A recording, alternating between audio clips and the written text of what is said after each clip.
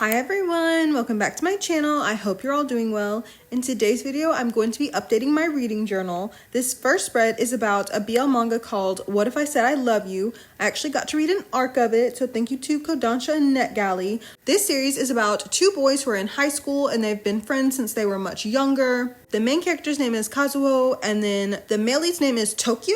Tokio, Tokyo. And when they were younger, they were much more close physically. Like they were very hands-on with each other, very touchy-feely. Like they would even give piggyback rides. But now that they're in high school, Kazuo feels like they can't really do that anymore, which, kind of understandably so. Like it might be like, why are they so close? And there was even an incident in the past when they were in, I'm sure, middle school, where some girls were kind of watching them be like very like clingy with each other, and were like, are they?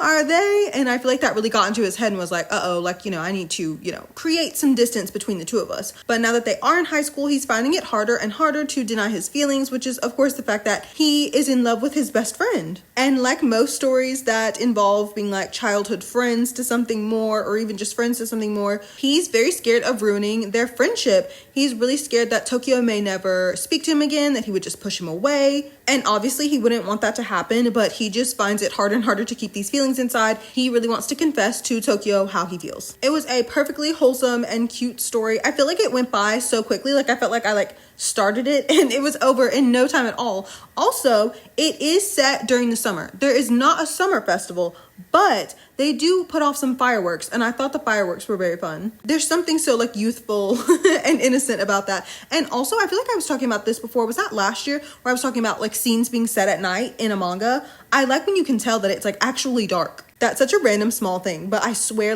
there's other manga where the lighting is not correct. I was also so shocked when I got to the end of it and it was to be continued, and I was like, oh my god, yay, there's more. And then I looked back at the cover and there's a gigantic 1 on the front. What did I think the 1 meant? So I'm glad this is just volume 1, because I do think there's more to their story, of course. Again, like I said, this is a perfectly cute, perfectly wholesome story in of itself, but it's nice to be able to see them, grow in their relationship. Also, if you were wondering why the spread is rain themed, again, I feel like I just made a rain themed spread. It's because I feel like there's a pretty big pivotal moment that happens when it's been raining. There's a sudden rainstorm. And I was saying how I wanted to use more of my hydrangea and rain themed things. So that's how this came about. Oh, and I wanted to say that I really loved that the male lead had glasses and that he kept them on. You know how sometimes you'll read a manga and it's especially ones where it's a coworker or something, someone looks very different, and then I don't know, they get a haircut, they take the glasses off, and it's oh, whoa, they look like that the whole time. But the glasses are so cute, and I'm sure it's very difficult to have to keep drawing glasses on a character. Oh my god. I actually think the author's note at the end of it said something about that she had underestimated how difficult it would be for all those different positions of glasses. That is pretty much all I have to tell you about this manga, but I guess while I still have a little bit of screen recording left, I can tell you about what my best friend brought me and my mom back from Italy. She finally got back from her trip. First of all, for my mom, they had a stop when they were leaving Italy. They went from Milan to Turkey. I don't know where they went in Turkey. Istanbul, I guess. But she got my mom a Turkish spoon rest. It is so beautiful. And my mom's the kind of person who will not use something that she thinks is nice, so she just immediately put it into the china cabinet. It's very pretty though. And she also brought her a bottle of olive oil from the villa they were at. I don't know if I ever said why my best friend was going to Italy. I don't know why I would have told you, but she and her boyfriend went because some of his friends were getting married. Okay, the flex of that. She also brought her a bookmark. My mom loves to read. My mom reads way more than I do, and novels actually. She reads thriller, suspense, Frida McFadden, that sort of thing. And so she got her a bookmark that was shaped, I guess it wasn't really, well, it was sort of shaped like the Leaning Tower of Pisa. And she also got her some cookies. I think that was everything. So I thought that was so cute. And then for my gift, first of all, not even from Italy, she brought me a little Miffy notebook. That's so cute. She got me some postcards, of course. I put them on my little cork board, and some magnets. I kept talking about how I hoped the gondolier had on a striped shirt, and I talked about it for so long, and she got me a little magnet from Venice that had one of the little gondoliers on it in his striped shirt and hat. I thought that was so cute. Speaking of Italy, I literally just got a Twitter notification about Jehan and Prada. Oh my god. I'll look at that later. Anyway, she also got me a bookmark, and it's so cute. It says Carte ornamentali italiane.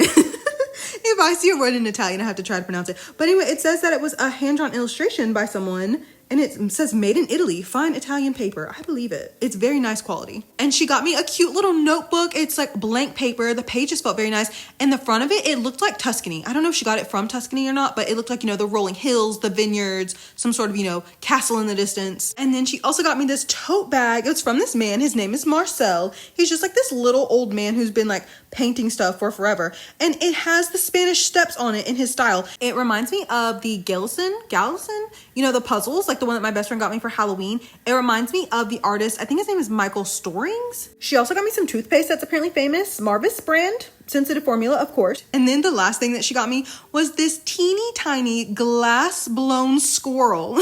This little teeny tiny squirrel. It's from Murano, I think. It's like one of the little like islands in Venice. They went to Rome, Florence, Pisa, Cinque Terre, Venice, and Milan. So I feel like she brought me something from like every city essentially that they went to. Anyway, that's my Italy haul. I really enjoyed reading What If I Said I Love You, and like I said before, it comes out on June 30th. This spread is for my reading journal. This is my June reading wrap up, my June reading log.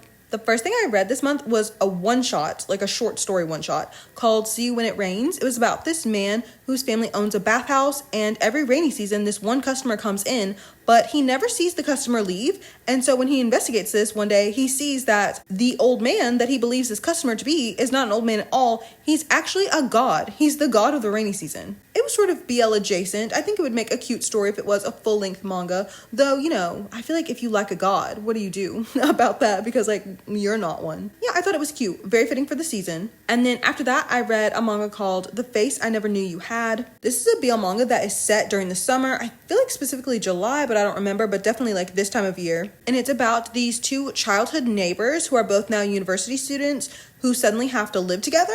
And of course, they realize they have feelings for each other, develop feelings for each other. It was a perfectly okay story, nothing groundbreaking, but I loved all the summery vibes, all the rain and everything. I also really liked the art style, specifically like all of the objects, like say they're like plants and their meals that they were eating. I really liked how all those were drawn. I've kind of already forgotten the story, but I did like it. And again, like I read things to the vibes of the season sometimes, and this was perfect. After that, I read volumes 1 and 2 of Kimutai Hanashi, which I talked about in another video. I love that series. There's just something so special about it. I just love the thought of these two people platonically loving each other, being together, living together. I can't wait to see what else happens in the series. I can't wait to see where it goes. And then I read, or I should say I listened to an audiobook. It was pretty short. I think it was like 5 or 6 hours of a novel called Bola. I think I was talking about this in another video too. It was translated from the Finnish. One of the characters is Serbian, one of the characters is Albanian, and there was some sort of conflict. I still don't know what it is. I still have not looked it up,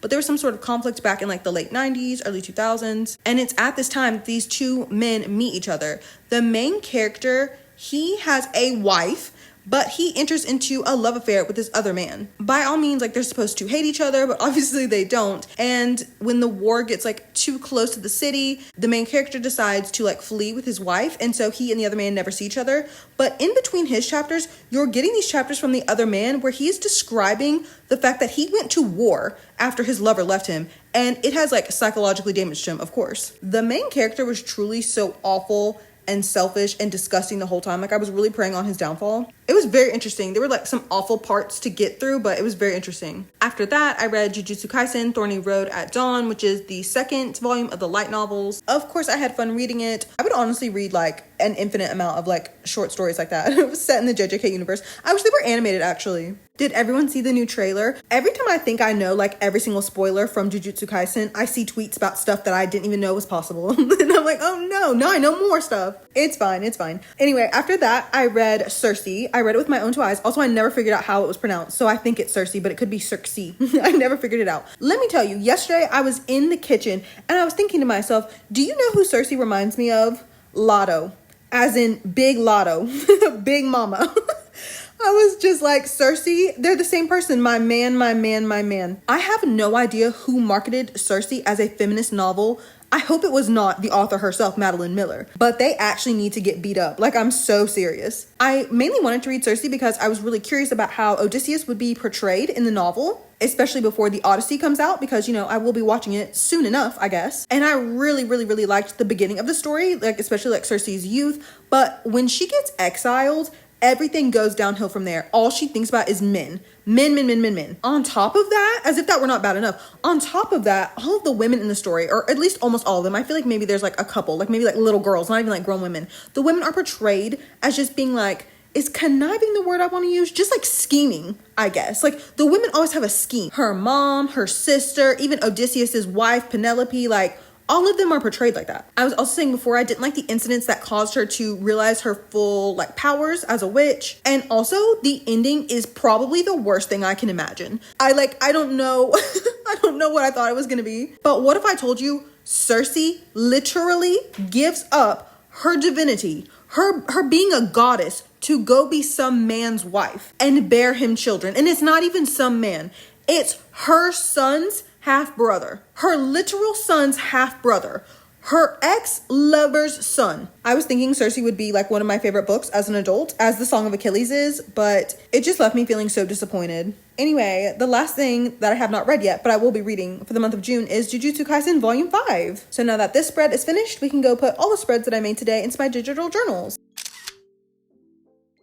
I asked if everyone watched the JJK trailer, but did everyone see the Link Click trailer? If you don't know, Link Click is one of my, if not my favorite animated series. Like I know I love Jujutsu Kaisen a lot, but like there's something about Link Click, I think too, because it's like an original series, no one knows what's going to happen. And so it's not like, you know, you have people who have read the source material spoiling anything for you. Also, similar to JJK, why is it split into parts? Why is it Link Click Season 3 Part 1? Maybe this is just greed, but I would so much rather a show take longer to premiere and have all the episodes than for it to come out sooner and everything be split into parts. I haven't even watched the trailer with English subtitles yet because it looks sad enough without them. Even without knowing what they were saying in Chinese, I was like, yep, that's the Link Click I know and love. Just tragedy after tragedy. Oh, also, I literally almost forgot to tell you this. In my June wrap-up spread, I used this like yellow spiral. I made that and I'm like testing it out to see if I like that spiral. And if I do, I'm going to make more. So, you know, stay tuned. Coming to a Google Drive folder near you soon. Thank you so much for watching today's video. Everything I used today will be in my Pinterest board. The link to that is in the description box, along with the links to all of my other social media accounts, as well as all the Google Drive folders for all of my journal deco kits. If you have any questions, please let me know and I'll do my best to answer them. Thank you as always for hanging out with me today, and I'll see you in the next one. Bye everyone.